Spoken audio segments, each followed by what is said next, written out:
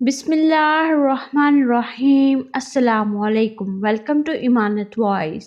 ابلیس نے ایک نمازی کی مسجد تک پہنچنے میں مدد کیوں کی؟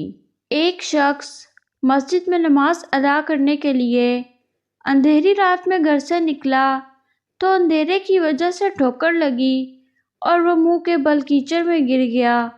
کیچڑ سے اٹھ کر وہ گھر واپس گیا، لباس تبدیل کیا اور دوبارہ مسجد کی طرف چل دیا۔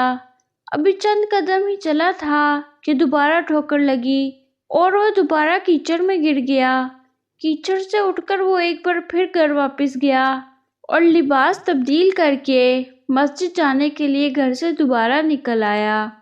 اپنے گھر کے دروازے پر اسے ایک شخص ملا جو اپنے ہاتھ میں ایک روشن چراغ تھامے ہوئے تھا۔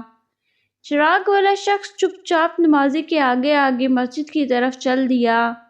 اس بار چراغ کی روشنی میں نمازی کو مسجد تک پہنچنے میں کسی مشکل کا سامنا نہ کرنا پڑا اور وہ خیریت سے مسجد تک پہنچ گیا۔ مسجد کے دروازے پر پہنچ کر چراغ والا شخص رک گیا۔ نمازی اسے وہیں چھوڑ کر مسجد میں داخل ہو گیا اور نماز ادا کرنے لگا۔ نماز سے فارغ ہو کر جب وہ شخص مسجد سے باہر آیا تو اس نے دیکھا کہ چراغ والا شخص اس کا منتظر تھا تاکہ اسے چراغ کی روشنی میں گھر تک چھوڑ آئے۔